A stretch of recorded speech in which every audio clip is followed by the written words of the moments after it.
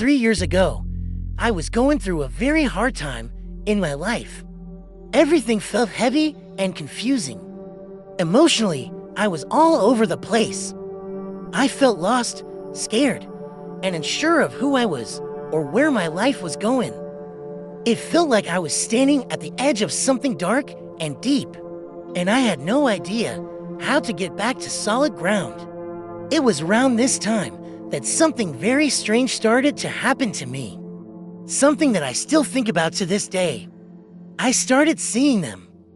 At first, it was just one or two of them in the corner of my vision. But very soon, there were always 12. 12 figures. 12 men in long hooded cloaks, almost like Grim Reapers from a horror movie. They never spoke out loud, but I could see them clearly. Sometimes they were tall and looming. Other times, they seemed to shrink and become smaller, like their size was not fixed. They would sway slowly from side to side, almost like they were moving to music that I could not hear. Sometimes they floated in midair instead of standing on the ground, their cloaks hanging down and moving as if there was a wind that only touched them. Their faces were the most frightening part. Sometimes when I looked at them, there were no faces at all. Just darkness inside the hood where a face should have been. It was like staring into a black void, deeper than simple shadow, a kind of emptiness that felt alive. Other times, I would see bright green eyes glowing from within the hoods. No nose, no mouth, no skin, just two intense green eyes shining out of the darkness. And then there were other moments, even worse, when their faces would change into something that looked like the Sith from the Star Wars movies. Their features would become twisted, pale, and skull-like with sunken eyes and a cruel, frightening expression. Seeing those faces staring at me made my whole body go cold. They were not just standing around doing nothing either.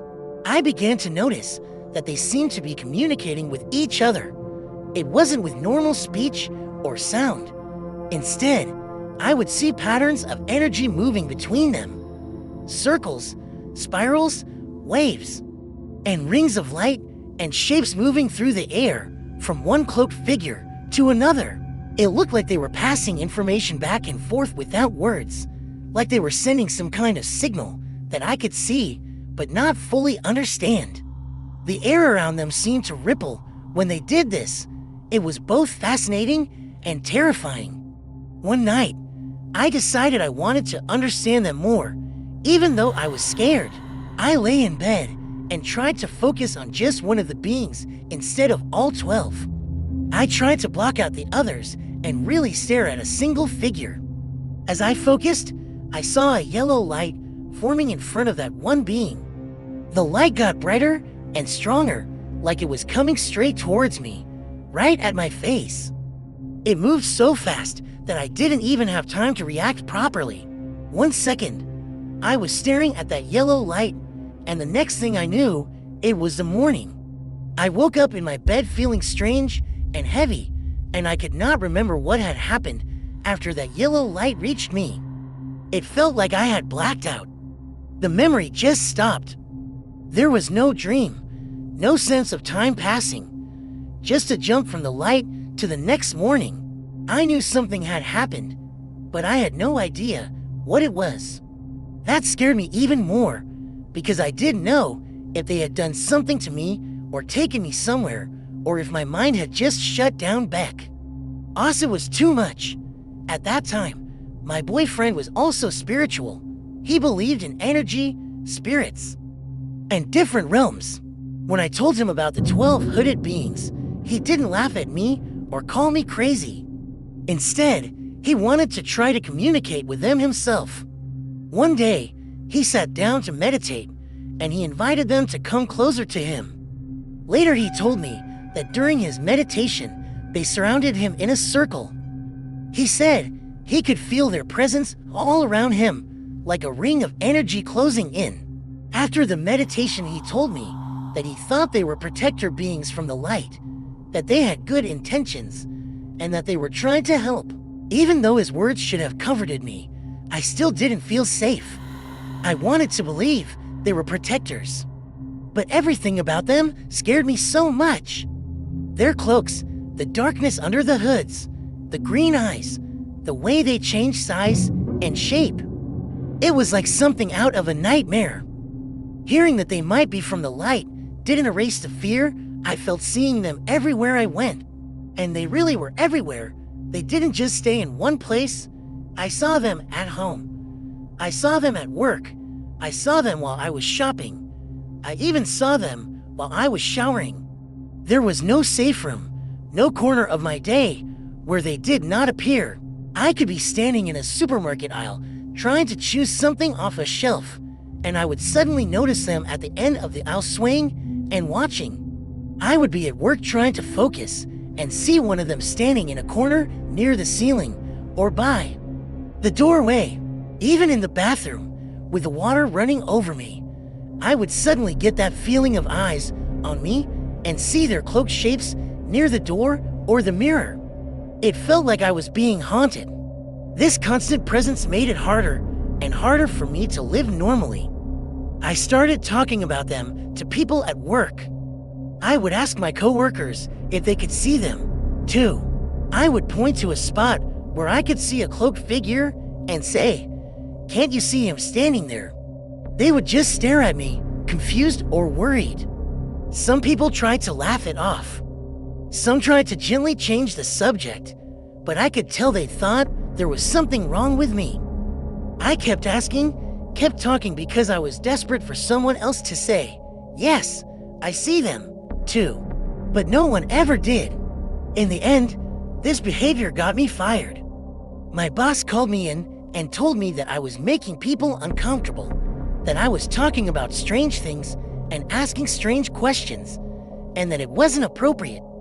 The more I tried to explain, the worse it sounded.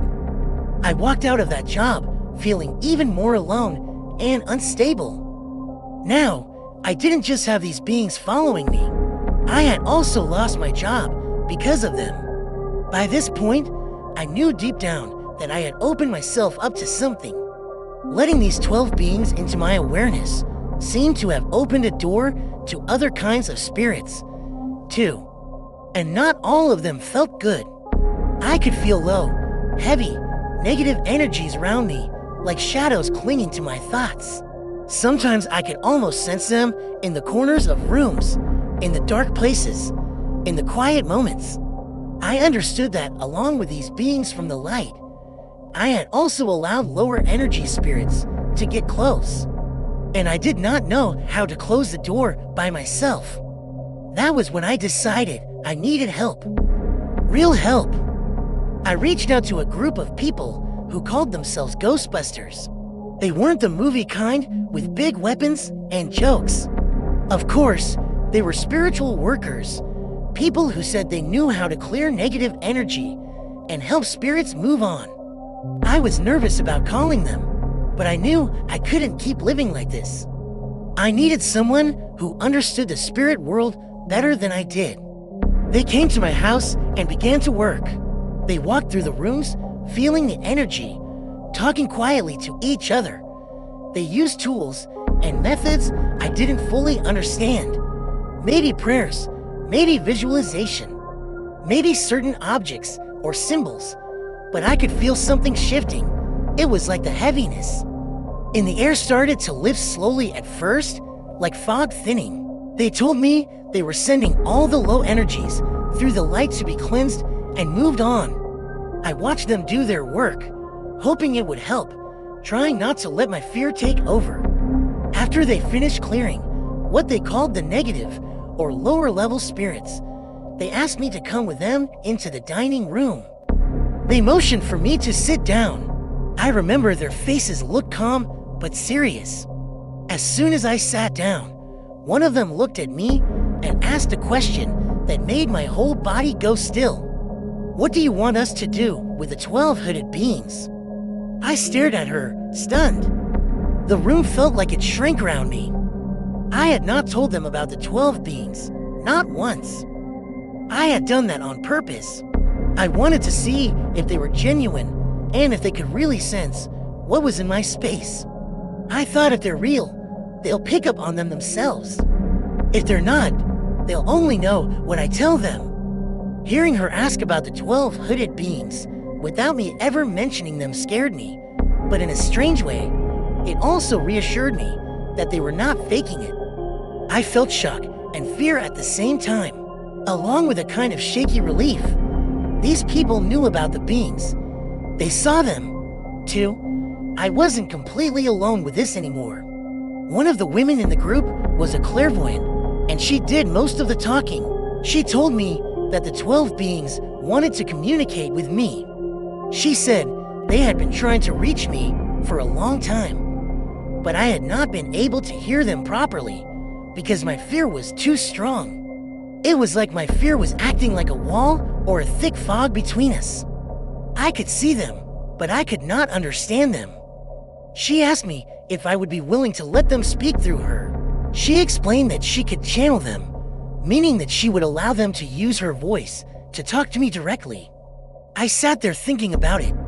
Part of me wanted to run out of the room and never see any of them again. Another part of me wanted answers. I wanted to know who they were, what they wanted, and why they had attached themselves to me. In the end, I agreed. I told her they could talk through her. As soon as she began to channel them, something strange happened. I saw one of the beings appear in miniature size on the wall behind her.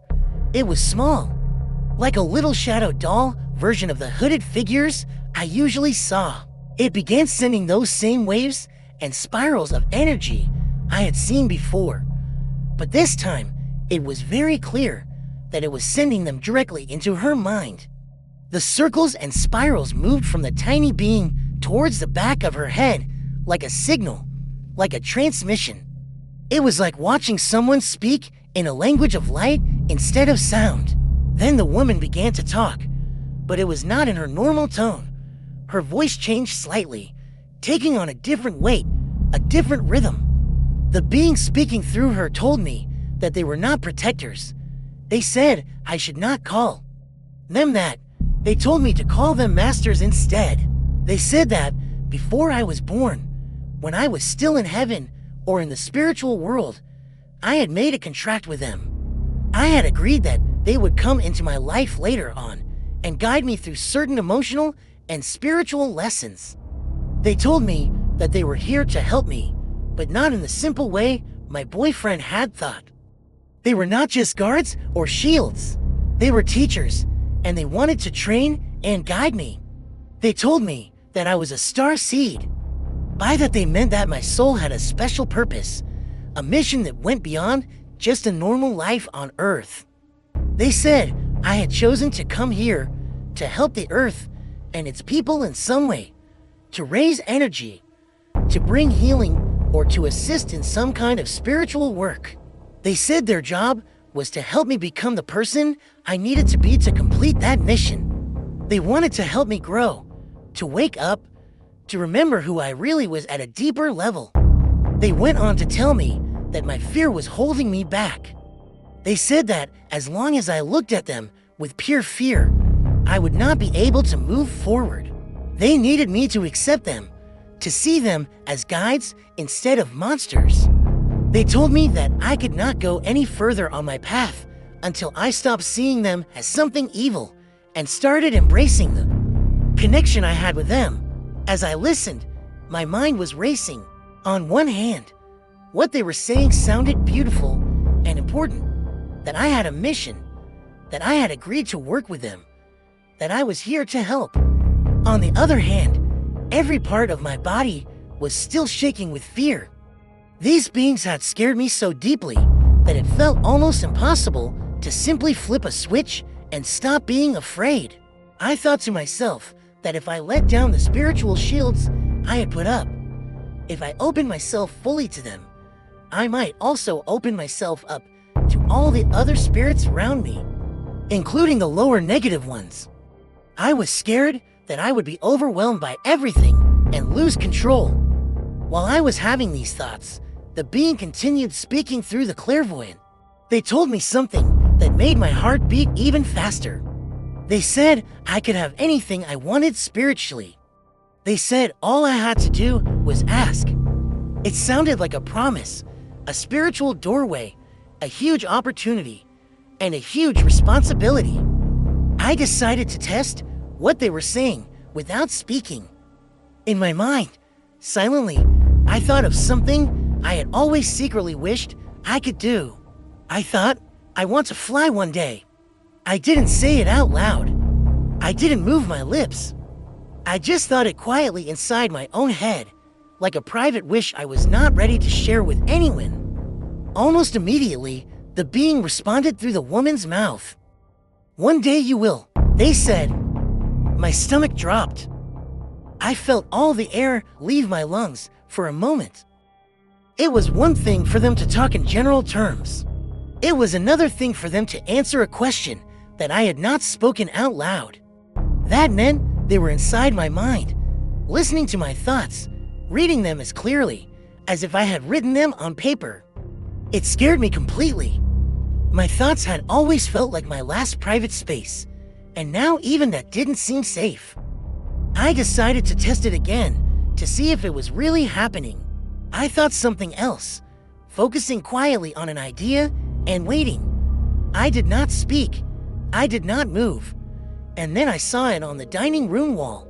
My name appeared, glowing. It looked like someone had written my name using a glow-in-the-dark pen or a line of light. It shimmered there for a moment, bright and clear. No one moved to create it. No one held a pen or torch. It was just suddenly there floating on the wall, proving that they could see what was inside my mind and respond in ways I could not deny. As the conversation was coming to an end, the beings told me one more important thing. They said that if at any time I became too afraid or found that I could not handle the connection with them, I had the right to ask them to leave. They said that if I did, they would respect my request. They would go. It was their way of telling me that even though they were powerful and strange, they were not here to trap me.